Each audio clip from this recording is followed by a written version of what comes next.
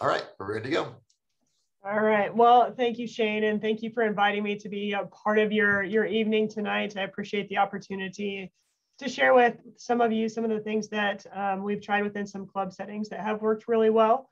And probably one of the biggest things I've found is just taking some pretty common concepts and being creative in the way that you share that information with your club members seems to make a big difference and just changes the speed up a little bit, even though sometimes those times are or could be repetitive principles that you've covered multiple years just in a little bit of a different way. So I am, as far as an introduction, I have, like Shane said, I've known Shane for a long time. We actually at least a couple of years of overlap in college, so it's been a number of years that we've known each other and worked together in different capacities. And so I have now been with Nebraska Extension for about, I think, 17 or 18 years. It's been long enough that I kind of get them mixed up. I know it sounds like a really long time when you start to put numbers to some of those things, but it's been a great experience. I've changed my focus a little bit over the last couple of years and developed a pretty strong ag literacy background. And so I do a lot of work with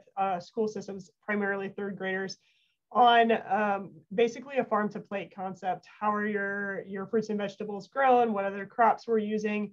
And then how that's transferred to animal agriculture as well, and the process of getting that crop or that livestock animal from the farm to a grocery store to where it actually is going to eventually end up at somebody's table at home. And so that has been a really great project and program for us, and love working with kind of our mid-elementary students every year. So with that little introduction, please don't feel as though this is an overly formal conversation tonight. So this can be certainly very interactive. So if you have questions, please ask those anywhere throughout our discussion tonight. So the first activity that I'm going to start out with is based on nutrition. And this one is a kind of a double duty if you want it to be. And I should have sent directions for Shane to have you all get some supplies so you can have snacks when we talk tonight too.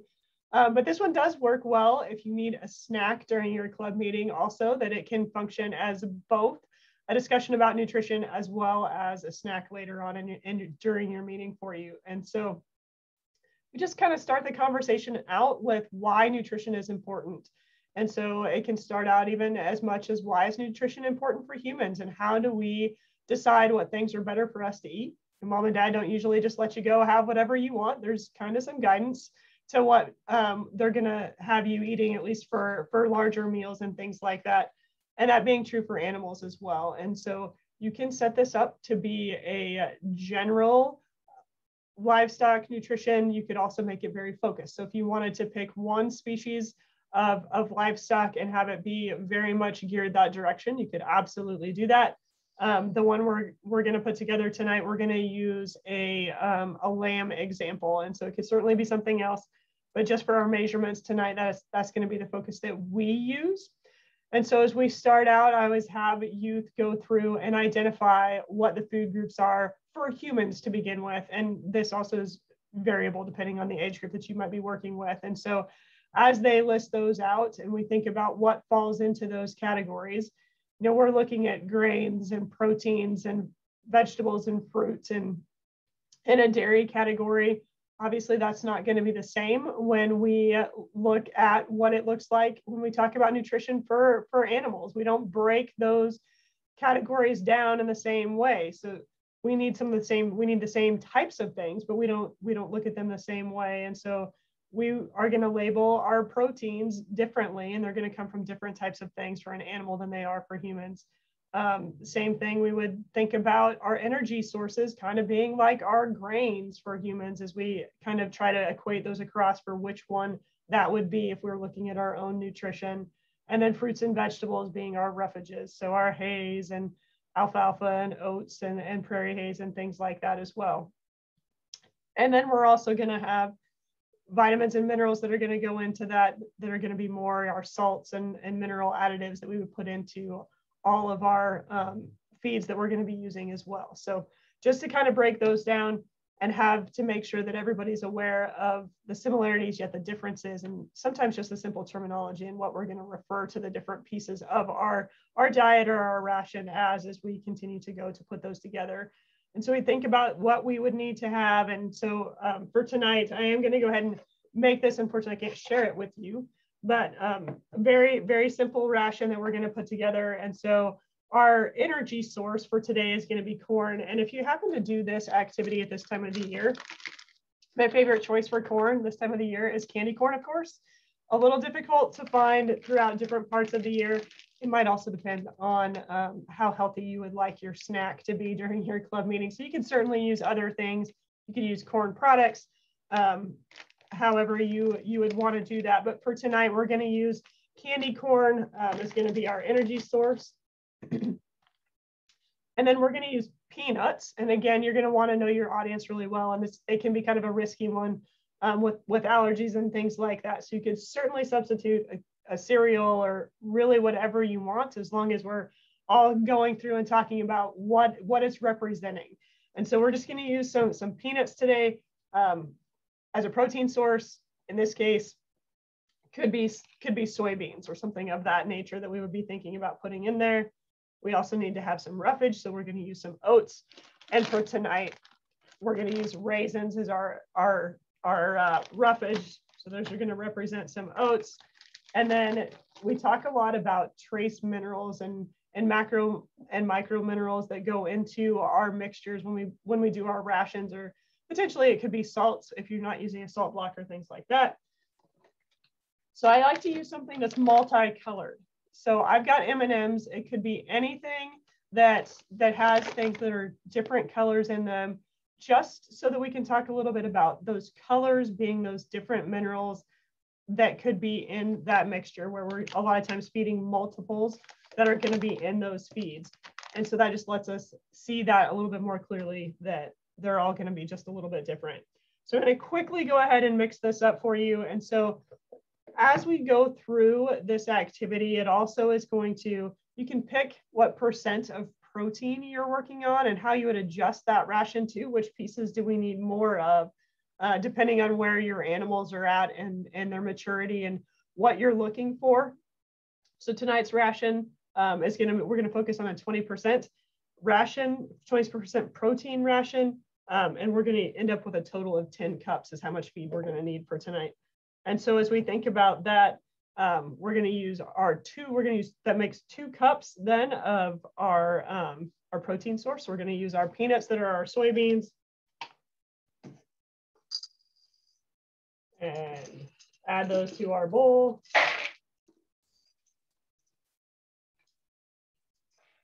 And so where we've got our, as we're putting this together, we know that we need a fair amount of energy, right? So we've got a 20% ration, and so we need a lot of energy going into that.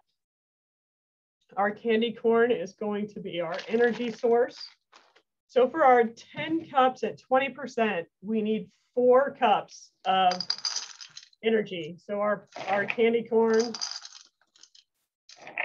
goes into that as well. So we get all of those things in there.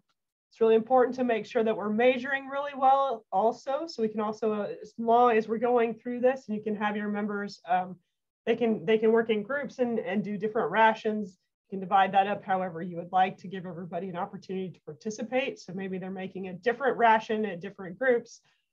Might depend on how much snacks you need, or they can choose to put different items into their ration. But whatever you're using for a measuring tool. So oftentimes when I was a 4-H'er many years ago, the very nice metal coffee cans was very often a unit of measure in our feeding. It doesn't work quite as well anymore, but they had those lovely rings on them that you could use to measure out how full that can needed to be to hopefully make it a little bit more accurate than about half. You could go right to that line, and it made it a little bit easier. And so just like when we go to feed our own animals, we need to measure really well when you put your ration together so that it stays where we need it to be throughout as we mix it up, and then also as we feed it as well. So our roughage for today to get our 20% protein, we need 3 cups. So we're going to measure out those 3 cups also.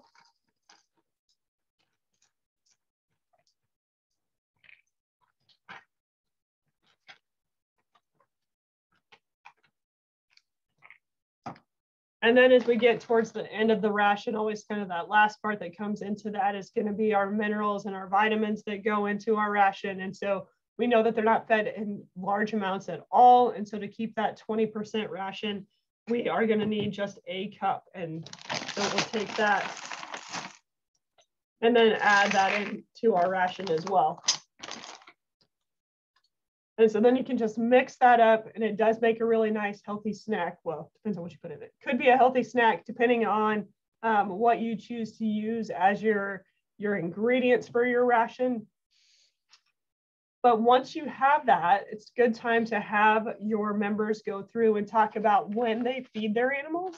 And is it something that they do at the same time every day? And some tips to help to really make that feeding process go well for those 4-Hers and their animals as well. So it's always good to try to feed as close as you can to the same time at morning and in the evening to measure really well. And some of those differences that can make just by, I can't remember if that was 2 scoops or 3 and things like that along the way. And so when is that going to really make a difference in what you're doing with those animals? So just a good way, kind of a fun way to talk about nutrition, make it a little bit more interactive during your meeting. It's a great way to have some kind of a snack as well. So always a plus when we have snacks at our meetings, and just a good way to keep them involved. And you can mix it up. So you can do something specific with cattle. You could do it with horses, whatever the interest of your group may be. You can also use it to show the difference in what those rations maybe need to look like. So that's our first one. We kind of wrapped up there a little bit with nutrition, talk a lot about water at the end of that as well, and how important water is. So, and a nutrient that sometimes gets left out of all of the things that are so important to what we're doing. And so as we talk about water, I do have a water activity as well. And so this one works amazingly well if you happen to be doing it in the summer, where you can do some actual water movement. And just a reminder, so as we go, if you want to unmute and ask questions or put those in the chat, feel free, because there's lots of content here, but it's always, if you're not sure on something, add that in there. That first activity is one I've done quite a few times. It's awesome and can be done as simple as you want or as complex. So, I mean, you can have different mixtures. Is it a growing ration? Are you maintaining? So you can have all kinds of variations on that same simple activity, depending on the age and the group you're working with. And Shane, I just put that lesson plan, a link to that into the chat box. And so you can have access directly right to that. So thank you. Yep. And we'll have all these posted in the recording on our website as well. So we're going to talk just a little bit about water. So we've got that intro into the importance of water. And one of the ways that I like to do this, and we have just taken, and these are a little bit beat up. You can see they've been used multiple times, but they are just a note card. You could use a piece of paper, and they have weights of an animal and then a temperature. And so you could also do this in a multitude of ways. With lots of variety. You could also do it depending on what you're working with. If you're working more with breeding animals, you could do that at different points of lactation or gestation, either way. So there's lots and lots of different ways you can do this. So we just have members come up and grab a card. We usually lay them upside down so they don't know what they're getting. And you can do it a couple of ways. We've had youth members do this individually. We've also had them do it as a relay team. I think the funnest way is as a relay. And if you have the opportunity to actually be outdoors where you can use water. And so You can also go down to smaller animals as well. So you could do the same kinds of things with a dog or with poultry. And what we have are just different sizes of containers. You know, some of these are recycled from something else, that label out or list out what amounts of water would be held into the containers. And those they start down there to quart. We go up, we have a half gallon, we have a gallon, we have 2 gallons, and then we have a 5-gallon bucket. And we have multitudes of those. And so it's just kind of a mass of buckets. And when you get your card, you need to decide, how much is my animal going to be drinking at this temperature, at this weight? And so what they can do then, if you're outside, you can go up, you grab the bucket size that you think you need. You need to have, if you're going to move water, you need to have an additional, you know, we use a lot of recycled lick tubs around here. And so they work really great. It's just here's where my water is going to go. Somebody kind of monitoring to see if that's correct with how much they've chosen. So if I'm going to grab the steer that weighs 1,150 pounds, it's 90 degrees outside. And so my steer is going to roughly drink about 20 gallons of water, 20 to 25, right? So if it's my team's job to get 20 gallons of water collected, it's quite a bit. And so it does take a little bit sometimes for that to happen and for them to get the water that they would need moved to another location. But it's really interactive that way, and it keeps 4-Hers moving and thinking about, how much do I need? It also, especially if you're outside in the summer, is a great example of, you know, it's warm out and how much warmer they get from moving the buckets of water, and why they might want to drink when they're done, and how important that water is, and to making sure that we keep animals and ourselves hydrated during those summer activities, and making sure that water is always clean, always available, and those kinds of things. And so this is one that we've done a fair amount. It works inside as well. You don't have to have the water. You can line up the number of buckets. And so it's a little bit easier to say, hey, I would need 20 buckets of water than if I actually need to physically move the 20 buckets of water. And so it's just a fun way for them to be able to see how much that is. It's really hard to think in your head about one animal and drinking 20 gallons of water. It sounds like a lot, but when you actually see 20 gallons of water, it really changes your perspective on what that amount really is, as you're able to see that right there, and that's what your steer might be drinking in the middle of the summer. So just kind of a fun one. You can make these scenarios whatever you would like. They can be changed. You could add in additional ones.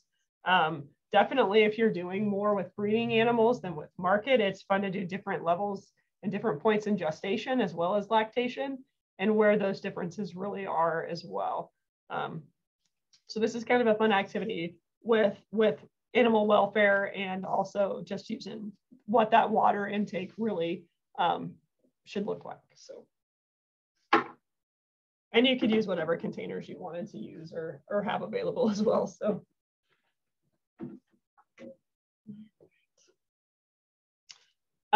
This next one is one that is probably one of my weakest knowledge points. So this is one that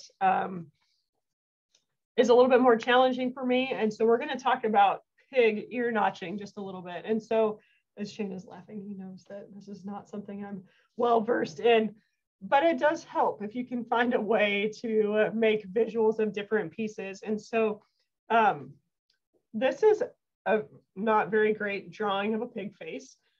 And it's got the basic notches drawn out for however you would want to get started with this. And I think one of the pieces that makes notches hard, definitely for me, is that where the dotted line, where the section and the division of the ear is at, is always a little bit different for folks. It's a lot about perspective and where you call center, especially as you go up and down. Not nearly as difficult as you come towards the center of our pig's head or into the middle of its ear, but so one that can be a little bit more challenging. So this is drawn on a piece of fun foam, or the crafting foam, the thin little sheets.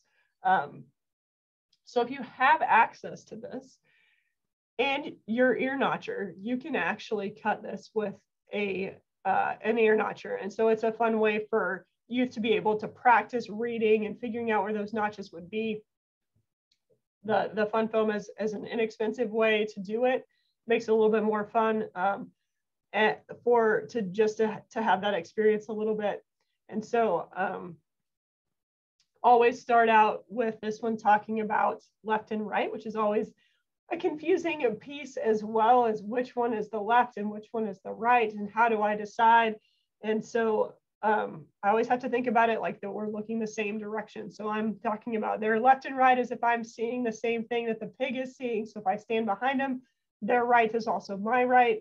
And then it's backwards. Just if I'm having a conversation with you, then our right and our opposite of each other. And so that does help me to remember which one is in which place.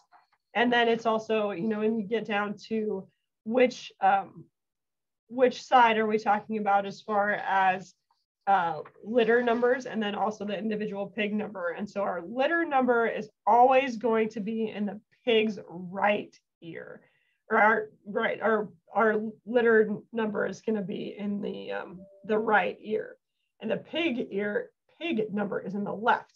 See, I told you this is not my most well-versed topic to cover, but this does make it a little bit more interactive. You can also do this without the fun foam. So you could do it on construction paper. You could just as easily, instead of actually cutting the notches out, you can draw them on a piece of paper. You could have multiple of the faces or even just ears on a sheet of paper that's already been drawn out. And then you can create pig numbers for them, litter and pig number combinations for youth to practice on. You could have them come up with their own and see what they've got. So it can be done a number of different ways just to be able to kind of include those numbers. I think the foam is fun just because it lets them actually cut the notch, or that you can do it that way if you want to. That doesn't work as well with a piece of construction paper as it does with the foam. It just doesn't cut as well. So just a little bit of another way to go through the ear notching and how to do that system and where those numbers would be located. So just kind of a fun way. You can just make up whatever litter and individual pig numbers you want to, and give it a try and spend a little bit of time just coming up with those different combinations and either drawing them or cutting them. So you can cut them out as well and make it look a little bit more that way. Too, the more you've done it and are a little bit more familiar with where those are, and then just go ahead and cut those notches. So you can get at least two, if you draw them like this, you can get at least two pig heads out of one sheet of fun foam. So is a fairly inexpensive activity that way as well. All right, and I will also include in the chat the resource that I use on the pig notching too. So just a very basic resource on where those notches would be located in an ear. So very, very basic on that. And there's lots of resources for that, but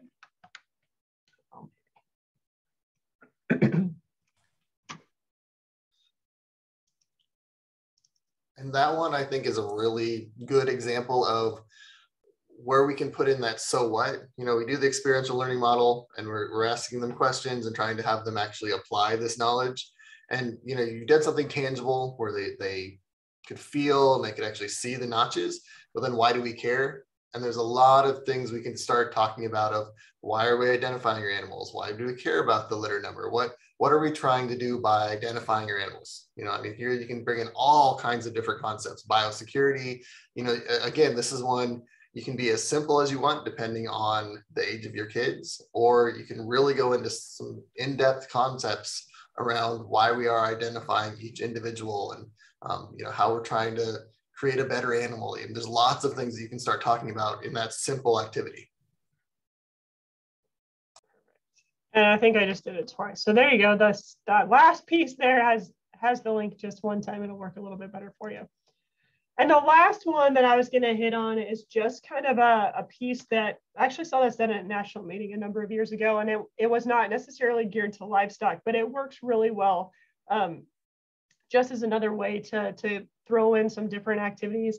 And it can also be as short or as long as you'd like the activity to be. And so I use a box of Legos. And so at one point I did have mini boxes. They were just little boxes. I think they had like 150 pieces. It wasn't much. And they, I think I had 10 or 15 of them. And every participant, depending on how many kids you had, got their own, or they could share. And those kind of stayed. So everybody's pieces were the same. And so you kind of started out with the same abilities to make things and not be limited by the pieces that you had. They, just like you can imagine, all got mixed together at some point. And so now it's more like a tote full of Legos. It still works. Your pieces are just really random that you may get. And so you can create any kind of scenario that you want with this too. And it's kind of fun to put them into, you could fold the paper so that people can't see them. You could put them in an envelope. And you could create whatever you want, but the idea is that they be creative about their project and their way that they're thinking about it. And so you could also create breeding scenarios where if you could develop any kind of facility that you wanted to, maybe you're expanding your breeding herd and you want a new calving barn or farrowing facility, what would that look like? And you give them about 15 minutes to build it out of their Legos, and then to go back through and share what they built and why that they think that that would be an improvement on what they had or wish they had, or however that may look. And so you can make every scenario that they could potentially choose different. You could also ask them to do the same thing. Maybe it's as simple as, I want how would I build an ideal lamb to take to fair? What would that look like? And then they can recreate that out of their Legos. Or if I were to build a state-of-the-art feed yard, what would be included in that? How would it look? How would it function? And they can be super creative with it. They can spend some time. Also, the Legos just kind of make it a little bit more fun than thinking about it. And then having them have the same opportunity to go back and verbalize what they've done. So sneaks in a little bit of communication as they go back and are able to share what they built, maybe why that was something that they were interested in. Maybe it's not something they're interested in. If you draw, you may have gotten something that you're completely uninterested in, but it's still a way for them to think about what it might look like if that was something that they were going to create or to be involved with. And those can be incredibly simple scenarios. They can be, they can be very futuristic as well. You could create all kinds of things with that. And just then to make sure that everybody's got an opportunity. I always try to limit the sharing because you always get kids that are really excited about what they've built and they maybe can tell you about it for an hour and a half. But just so that you have time to make sure that everybody has an opportunity to share. We always end up with 4-Hers as well that are not as excited, and they're going to be a lot shorter in their description, but at least that way you don't end up running out of time. As they're getting really into those scenarios and sharing what they would create or what they would like to see if they were able to do whatever they would like with that. So just another way to think about some things a little bit differently. Let them think about, maybe it's a future career. If I could have any career related to livestock, what career would I have? And let them create that in a Lego design, and then also come back and say, well, this is what I would really like to do. And so there's a lot of ways that you can incorporate that. You also wouldn't have to have the Legos, just another way to make it a little bit different than just maybe writing it down on a piece of paper, or just, everybody having a few minutes to think about it, and then just sharing gives you a prop to share as you talk about what you've done, or what you would like to do. So I know that was really quick. I don't know if you've gotten any questions, Shane, or if anybody has questions, but just a few simple activities that could be incorporated, low cost for the most part, and can be adapted to use at a broad age range, or can change depending on what age group you're working with as well. Yep. So again, if you have questions, you can put those in the chat. You can also unmute and ask those directly. So I've done similar activities that they've had them do the tangible component. Play-Doh also works really well, or molding clay.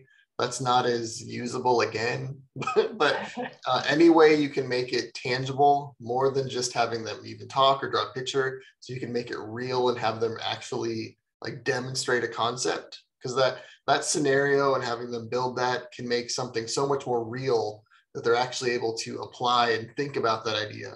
I mean, a lot of times we'll do one for that on safety. You know, whenever we do equine, we talk about fire safety, or if you're looking at ventilation, I mean, that you can have some really simple ways to illustrate complex concepts by having them build something like that. Okay, now is a chance for people to ask and talk and have questions. Again, we've got a pretty group here tonight that I recognize some names here that I know have been longtime project leaders. What questions do you have? What's worked for you? Now's a chance. Again, if you joined us a little bit later, Carrie has lots of great experience, especially in the ag literacy area. So if you have questions about maybe how to teach a concept or things that have worked for her, we have an expert tonight that has done lots of really cool things. So this is a good chance to ask those questions.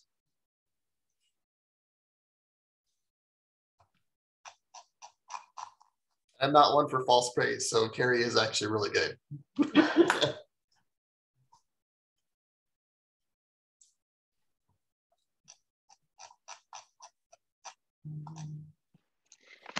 This is Janine. I am our club's bucket calf leader. And one of the things that we did last year, or we were looking at, was our county has some handouts that all of the kids get at the beginning of the year. And honestly, they're kind of boring and kids don't want to read it. They just don't. And so I took that information and turned each like area, say it was nutrition, and made each subject into an infographic, and that seemed to work really well. They like that a lot better. It's colorful. It's, you know, there's more pictures to look at and less reading. So I felt like it was beneficial, especially for our younger members who don't have the reading skills that some of our older kids do. Yeah, that sounds like a great way to improve that little color and less words. I'm a teacher, so I do it all the time in my classroom. So it wasn't a big deal, but I just thought, you know, I do it for my class. Let's do it for my other kids. Mm-hmm. Absolutely. So that was one thing, as you guys, if you want to go back and look at these activities, all of them were easily scaffoldable so that you could frame them for any age group. Oh, we've got a question here too. So as you're going, try to do form to function. You can easily have something that may be designed for an older, if it's older youth, you know, lots of words, content. How can you make that still usable for a younger audience? Or if you have older youth, you know, what are some like challenge and application things you can add so they can actually, you know, make that information real? Okay, we've got a question in the chat. All right, this is a great question, and I think one that is a challenge everywhere you are. So one of the things that has worked really well for our local clubs is to set up kind of within your club more of a mentorship, kind of where you've got some seasoned 4-H'ers that are number one, willing to help a new 4-H member and kind of bring them in under their wing a little bit and guide them. We all know that youth would rather learn from teenagers than adults anyway. And so it makes a nice connection when you do have the ability to pair them up that way, and hopefully reduces the amount of time that you individually as a leader need to spend. Certainly there's that time that you want to build that relationship so that they feel comfortable coming to you and asking questions and that kind of thing also. But we all know that you also can't spend all of your time helping one family along the way either. And so if you can divide that up, so when you do get new families and connecting them directly with those more seasoned 4-H'ers and families, that alleviates a lot of that pressure from what would have otherwise come directly back to our leaders.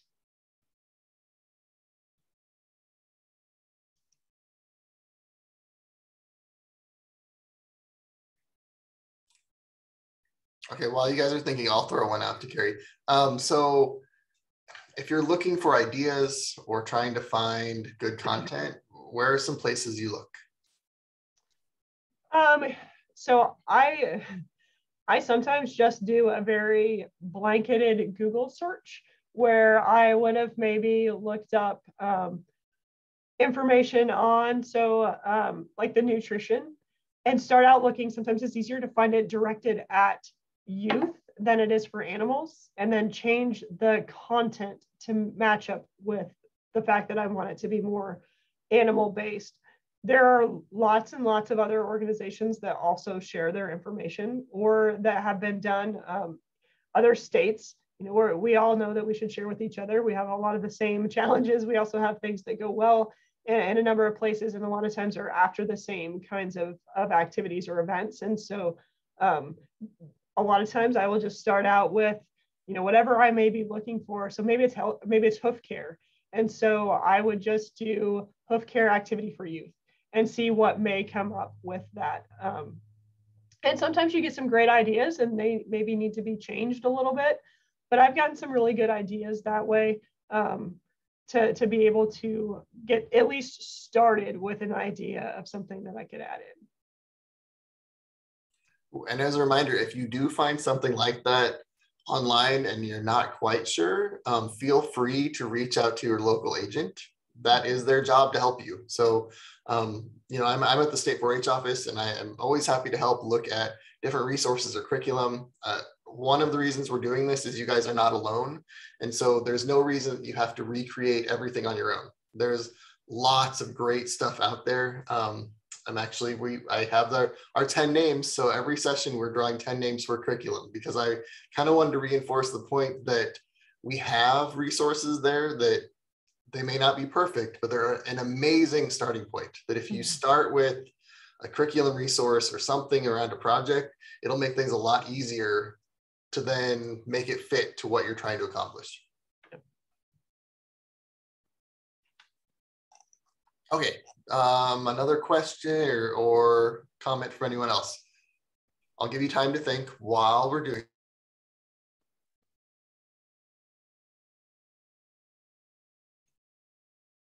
I will share our winners. So I picked, this is an oldie but a goodie. So the normal animal 4-H veterinary science curriculum has been around for a while. It is very solid. So if you're looking at a strong basis for looking at animal health and looking at lots of different ways to teach youth around, there's many series, there's animal diseases, there's health and relationships, there's a leader's guide, there's the normal animal. It's a really solid package. So the 10 people on our screen have been chosen, and I will be sending them out hard copies of this curriculum. Luke and Carol, I don't have a last name or a district or county. So if you want to put that in the chat privately or let me know so that I can get that sent to you. All right, hopefully that gave everyone just a second. If you have any ideas or questions, again, we have someone that has good ideas that can help you out if you're trying to accomplish something and you want to pick an activity or figure that out.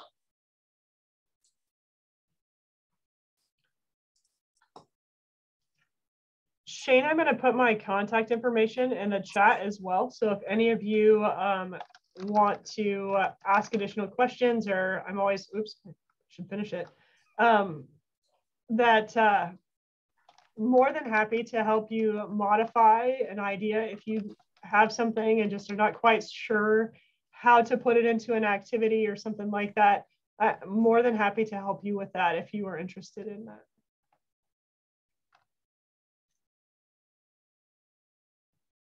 And we've got a question about being a sheep project leader, which is always can be a challenge. Make sure you're incorporating those concepts.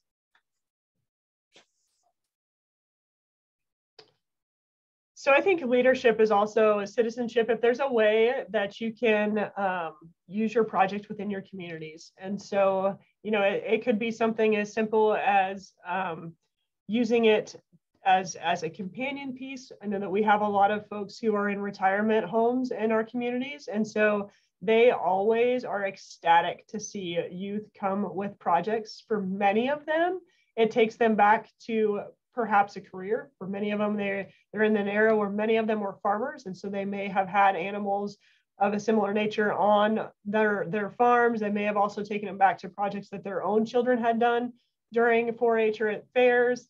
And so it's a nice reminiscent piece. It also gives us that ability to show those leadership pieces and interact in that way.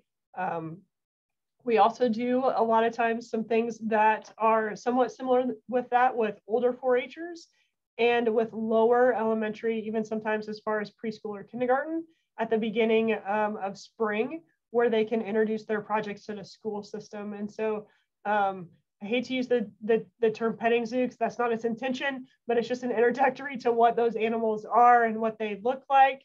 And for oftentimes they are allowed to touch them. Many students haven't ever had that opportunity. And so it just gives them an opportunity to be able to have that ownership of their project and to share it with someone.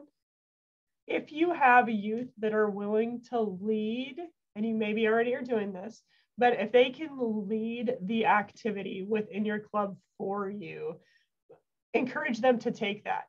You know, many of our youth have the skills to be able to do that. And again, our younger 4-Hers love to hear it from those older 4-Hers as much or more than from anybody else. And so if they're willing to take that activity on nutrition, or maybe it's showmanship, or maybe it's this is how you should clip your animal to get ready for the fair, and really encourage your older members to take those activities or those club meetings on and share their knowledge with the rest of their club members is a great way. And I'll have to, I'm a strong advocate that we should always be giving youth an opportunity to go and tell their story. So if we can help them share that farm to fork and the value of production agriculture, what they're learning in their animal science and livestock projects, so giving them a stage and an opportunity to share that with, their community, the other people that they're working with that may have no connection anymore to agriculture, that is a gift that we can give them through the 4-H program. There are so few in our communities that have that direct tie to agriculture anymore. So if we can help our youth that still have some connection to share why it's important and what they're gaining and how others should have that same connection, that is an amazing leadership and citizenship type of program that you can provide, which usually doesn't even take all that much effort. It's just kind of creating the situation where we are supporting them and it's, still a safe environment, but we're giving them a chance to share.